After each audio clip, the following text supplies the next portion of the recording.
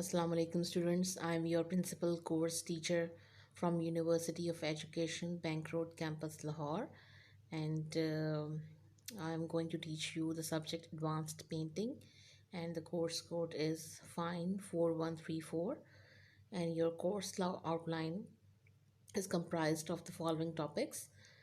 First topic is introduction, then there will be looking back to past, then there is monochromatic tonal painting, then there is importance of symbolic elements, practical assignments on composition, and then there will be preliminary sketches, then there is painting on myself, then you will do a master copy in which you will not use a mirror but in which you will use a mirror but not use a photograph. Then there will be introduction project on color harmony. Then there is modern concepts.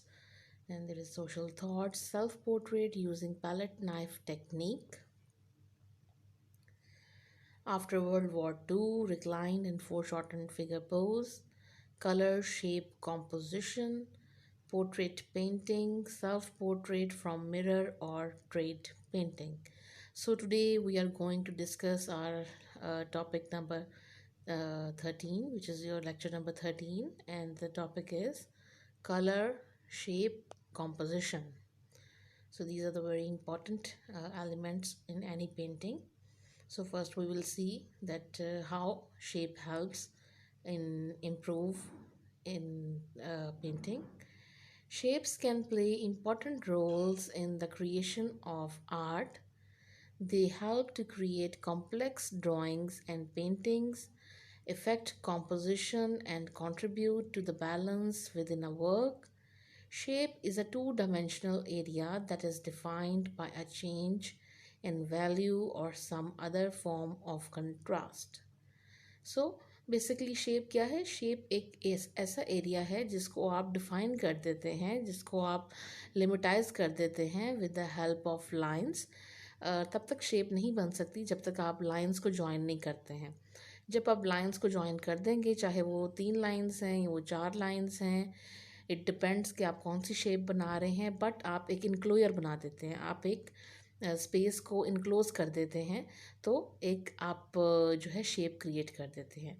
और shape के बाद जो है वो form आती है जब आप उसके अंदर लाइट्स एंड डार्क्स और उसका वेट फील होता है, उसका वॉल्यूम क्रिएट होता है, तो वो फॉर्म होती है. बट जब सिंपल आप एक इनक्लोयर बना देते हैं with the help of lines, चाहे वो स्ट्रेट लाइंस हैं चाहे वो कर्व लाइंस हैं, तो आप एक शेप डेवलप कर रहे हैं. Shape is a two-dimensional area that is defined by a change in value or some other form of contrast. So shape basically क्या है? टू डायमेंशनल है, it is not three dimensional.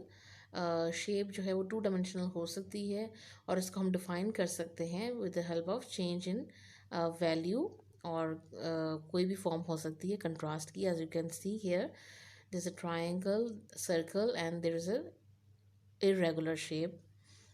All shapes are two-dimensional, meaning that they have only length and width.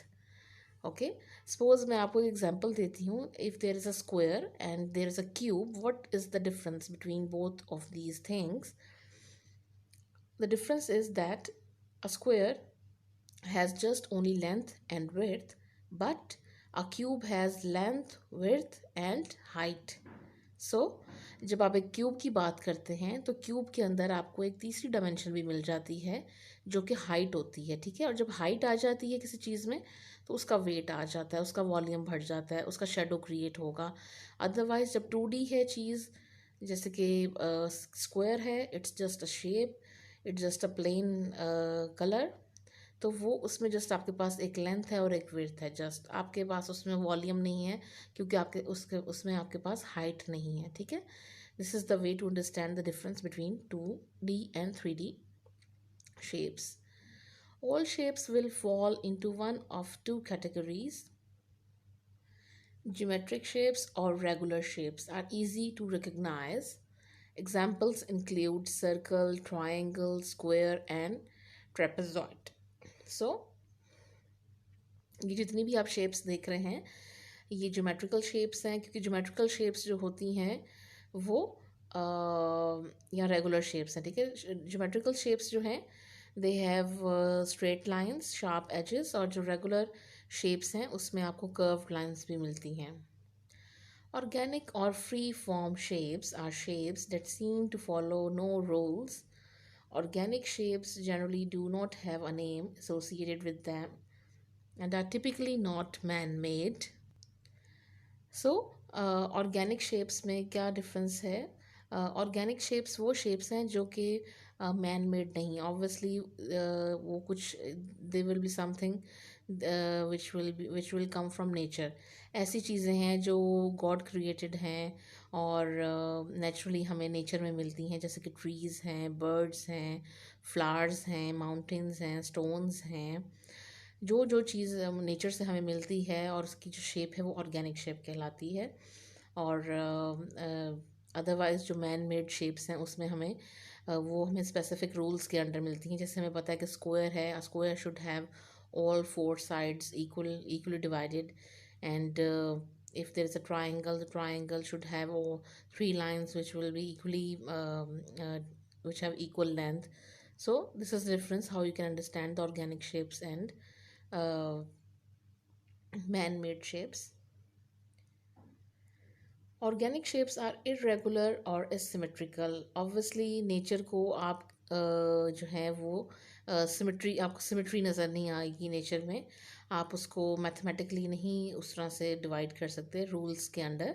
आपको हमेशा nature की यही beauty है कि वो उसमें हमें एक चेंज नज़र आता है, वो स्टैटिक नहीं है. चाहे वो क्लाउड्स हैं, चाहे वो लाइट है, चाहे विंड है, तो वो एक हमें मूवमेंट नज़र आती है नेचर में.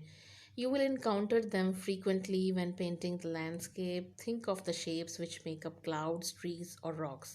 So ऑर्गेनिक शेप्स जो हैं वो आपको पता है कि नेचर से रेलिवेंट है. ऑब्वियसली हमें वो नेचर में नज़र आएंगी. That's why we use to see them in landscape paintings. तो हमें यहाँ क्लाउड्स में और रॉक्स में, इवन जो बंचेस हैं, जो फोलिएज बन रहा है और जो ट्रीज़ हैं, उसमें भी हमें ये रेगुलर शेप्स, इरेगुलर शेप्स जो हैं ऑर्गेनिक शेप्स वो नज़र आती हैं. Light and dark shapes.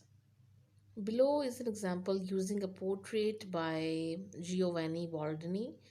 When you simplify the lights and darks into two values, you are left with an abstract design. So as you can see in this painting, अगर हम contours को ज़्यादा highlight कर देते हैं या हम डार्क्स बहुत ज़्यादा कर देते हैं, तो हमें बेसिकली वो जो पोर्ट्रेट है या आपकी जो एनाटमी है वो डिफरेंट शेप्स में डिवाइड होती हुई नज़र आ जाती है.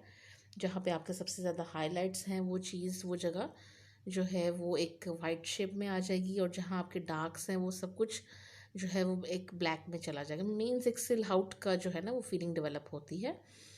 सिल out means any dark area against the bright light area, or any light area against the darkest dark area. So contrast होता है, चाहे वो ब्लैक के ऊपर वाइट है या वाइट के ऊपर ब्लैक है. As you can see on the right side, यहाँ पे भी हमें डिफरेंट शेप्स पता चल रही हैं. जो चीक बोन है, चीक्स हैं वो वाइट में कन्वर्ट हो गए हैं. शोल्डर और नेक लाइन जो है वो भी वाइट में डिवाइड हो गई है, वाइट शेप में. तो बेसिकली हमें लाइट एंड डार्क शेप्स जो हैं वो मिल गई हैं with the help of two values. Below is another example of this by Alfred Sisley. Notice the strong shadows cast by the haystacks. So as you can see in this landscape, haystacks जो हैं यहाँ पे हमें नज़र आ रहे हैं. haystacks means जो आपने फसल काटी होती है या आपने जो ग्रेनरी के लिए, अपने ग्रेन्स के लिए जो जगह बनाई होती है जहाँ पे आप अपना ग्रेन वगैरह रखते हैं, अनाज रखते हैं, तो उनके जो हमें शेडोज़ यहाँ कास्ट होते हुए नज़र आ रहे हैं, they are also making a dark shape. तो हमें अगर देखा जाए तो यहाँ पर डार्क शेप्स भी हैं और लाइट शेप्स भी हैं. जहाँ पे लाइट पड़ रही है, they are also making, this area is also making a shape. और जहाँ पे शेडोज़ हैं, these are also different shapes. So हर जगह हमें कुछ ना कुछ शेप्स नज़र आती हैं, चाहे वो रेगुलर हैं, इरेगुलर हैं, चाहे वो ऑर्गेनिक हैं या मैन मेड शेप्स हैं. The relationship between the positive and negative shapes help the brain of our viewers understand what they are seeing. Our brains are even capable of making sense of complex relationships between positive and negative shapes. So यहाँ पे भी हमें एक positive और negative जो है वो shapes नज़र आ रही हैं। ये कुछ वैसा ही है जैसे हम पॉजिटिव और नेगेटिव स्पेस को स्टडी करते हैं। पॉजिटिव स्पेस वो होती है जो ऑब्जेक्ट ने ऑक्यूपाई की होती है। सपोज जहाँ यहाँ पे जो साइकिल है वो हमारा ऑब्जेक्ट है, तो वो जितनी शेप उसकी है, जितना एरिया, जितनी स्पेस वो कवर कर रहा है, वाइट एरिया जितना आपको नज़र आ रहा है वो पॉजिटिव स्पेस है, पॉजिटिव शेप है, क्योंकि वो ऑब्जेक्ट की अपनी जो है वो स्पेस है और शेप है। और बाकी जितना हमें ब्लैक में नज़र आ रहा है वो सारा जो है बैकग्राउंड वो एक नेगेटिव शेप है, एक नेगेटिव स्पेस है। Large and small shapes. When you start breaking your subject down into basic shapes, first look for the largest, most dominant shapes, then work down from there towards the smaller, more intricate shapes.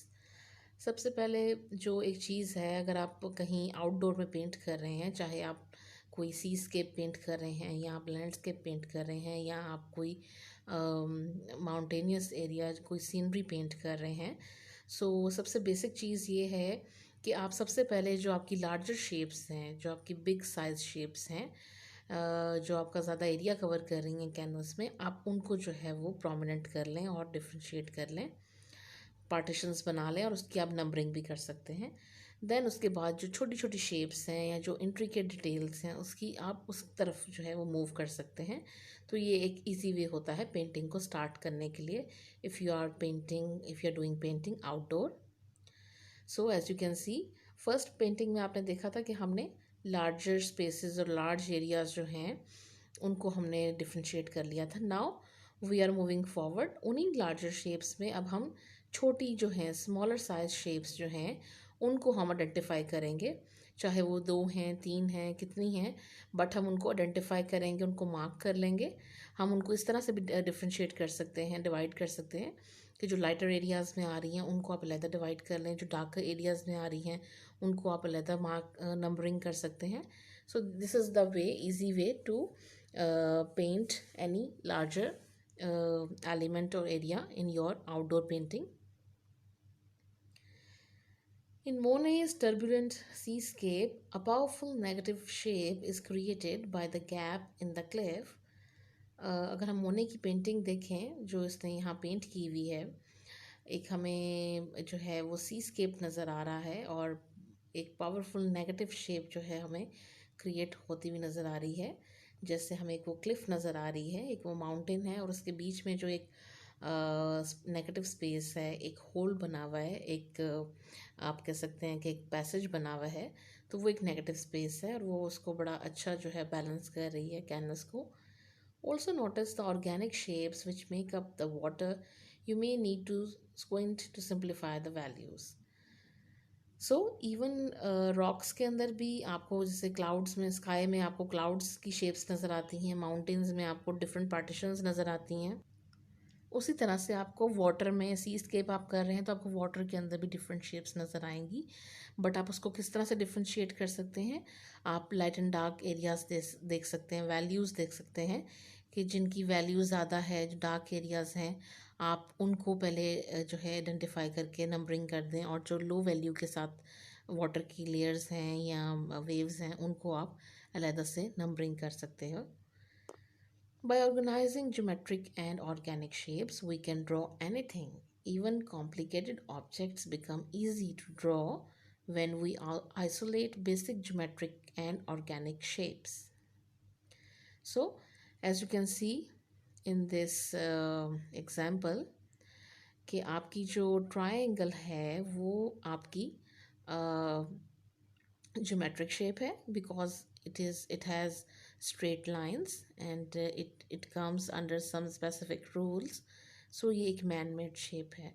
और जो आपको उसके साथ triangle के साथ एक left side पे नज़र आ रहा है, एक इरेगुलर शेप नज़र आ रही है, तो वो आपको जो है वो हेल्प कर रही है। अगर हम दोनों शेप्स को जॉइन कर देते हैं, रेगुलर एंड इरेगुलर शेप्स को,